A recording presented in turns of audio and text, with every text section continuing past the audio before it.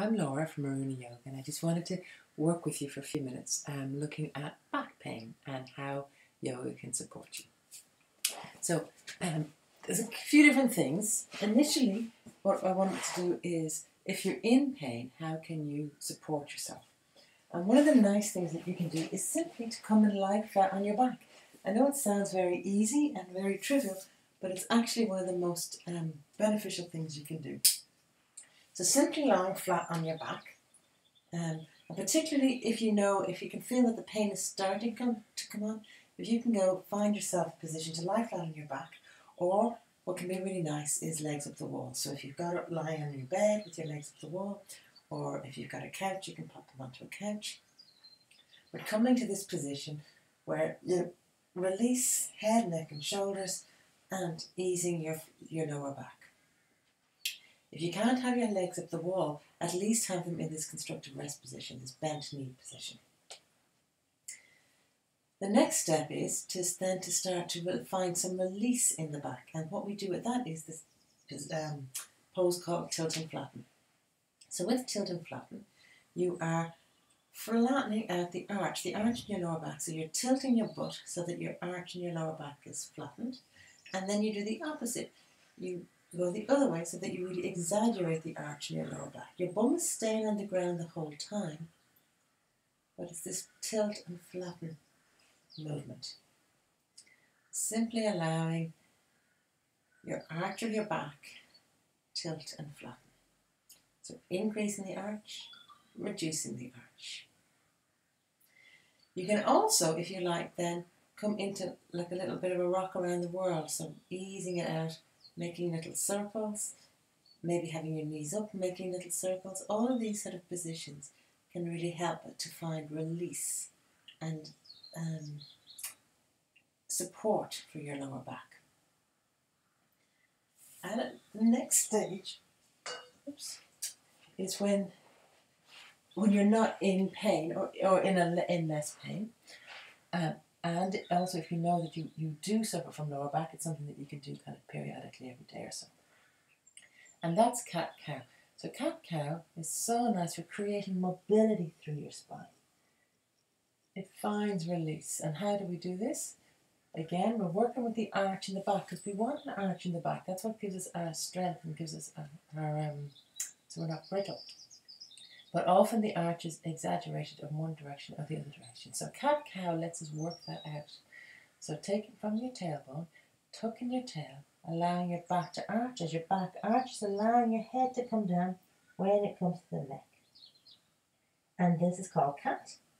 And then you reverse it from the tailbone, allowing the tail to tuck, tail in the air, belly comes down, working its way through to the shoulders, and then your head will come up. So playing with this movement, arching and flattening the back spine, but in a stronger way when you're on all fours. The other great thing about being on all fours is that you can have a lot more freedom in movement. And so making little circles can be nice. Easing and releasing. So that's all very good for finding release through it. But how, when you're well, when your back is well, do you really look to strengthen it? Because often it's a weak core that will put pressure on your back. So a lot of the core kind of work, and there's another video on core. So anything that we do with the core can really support your lower back.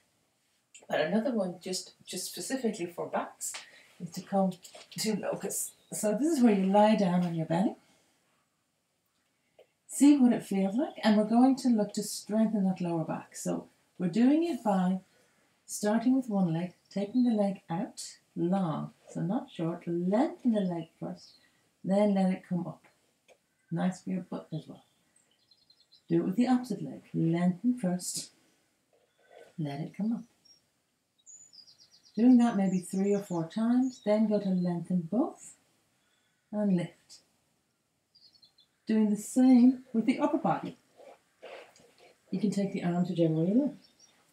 So lengthen and lift with one right arm. Lengthen, lift with the left arm. Lengthen, lift with both arms. And then you've guessed it, we can put it all together. So lengthen arms and legs, lift both.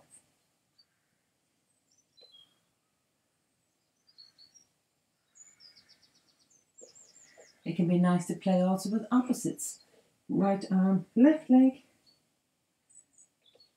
left arm, right leg. So taking your time with that strengthener, where you play with it, you're always looking for length and then lift. Playing with one leg, then the other leg, then both legs. One arm, the other arm, then both arms.